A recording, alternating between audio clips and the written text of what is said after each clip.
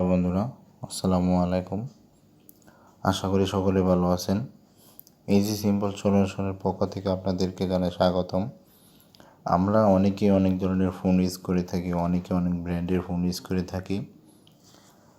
দেখা গেল অনেক সময় আমরা সিম চেঞ্জ করি, মানে এক অপারেটর থেকে অন্য অপারেটরে যাই, একটা সিম খুলে আরেকটা সিম লাগাই। তখন দেখা গেল আমাদের ফোনে ডাটা কানেকশন চালু হয় না। যেমন আমি আমার এই ফোনে ডাটা কানেকশন এই যে চালু করলাম, বন্ধ করলাম, কিন্তু উপরে ডাটা কানেকশন দেখাচ্ছে না। এক্ষেত্রে আমরা অনেক সময় অনেক ধরনের টেনশন করে থাকি, আসলে আমাদের ফোনটা কী হয়েছে। এটা কোনো সমস্যা না, এটা জাস্ট একটা প্রবলেমের সমস্যা। আমরা আমাদের যে ফোন ইউজ করি ওই ফোনের সেটিংসে যাব। সেটিংসে গিয়ে মোবাইল নেটওয়ার্কে যাব। মোবাইল নেটওয়ার্ক আপনার এক এক ফোনে এক এক, মানে কোনো ফোনের মধ্যে আপনি সেটিংসে টিপ দিবেন, নিচে আসবে। আবার এটা হলো বাসনের সমস্যা। ললিপপের মধ্যে এক সিস্টেম, মাশরুলের মধ্যে এক সিস্টেম, কিটক্যাটের মধ্যে এক সিস্টেম। আচ্ছা, আমি যে ফোন ইউজ করতেছি ওই ফোনের মধ্যে হলো আপনার কানেকশনের ভিতরে মোবাইল নেটওয়ার্ক। মূলত যাই থাকুক, সেটিংসে ক্লিক করলে সাথে সাথে আসুক, অথবা আপনি ওই যে নেটওয়ার্ক মোড়ের ভিতরে থাকে অনেক, এই ফোনের মধ্যে কানেকশনের ভিতরে, আবার মোবাইল ডাটার ভিতরে থাকে, এই আর কি। আচ্ছা, যাই হোক, কথা না বাড়িয়ে এই যে আমার ফোনের মধ্যে এই যে মোবাইল নেটওয়ার্কে আমি গেলাম। মোবাইল নেটওয়ার্কে যাওয়ার পরে দেখতে পাচ্ছেন আপনি 3 নম্বর round data remaining network mode, তারপর দেখতে পাচ্ছেন অ্যাক্সেস পয়েন্ট নেমে আমরা ক্লিক করব।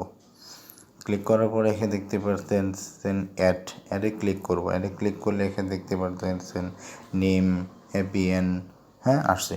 নেমে আমরা ক্লিক করব। ক্লিক করে আমরা ফোনের মধ্যে যে অপারেটরের সিম ইউজ করি, যেমন আমি আমার ফোনে বাংলা লিঙ্কে গিয়েছি।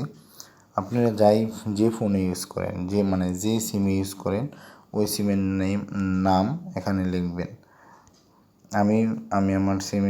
আমি আমার ফোনে বাংলা লিঙ্ক ইউজ করতেছি, বাংলা লিঙ্কের নাম লিখতেছি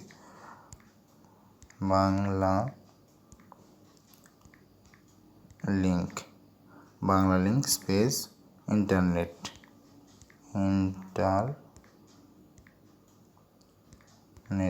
ইন্টারনেট। এখন আমরা ওকে দেব।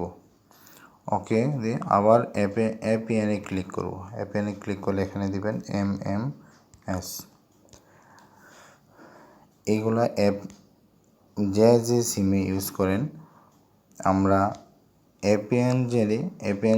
এপিএনের মধ্যে আমরা MMS থাকবো, আর নেমের মধ্যে এখানে ইন্টারনেট ঠিক থাকবে, শুধু এখানে অপারেটরের নামটা চেঞ্জ হবে।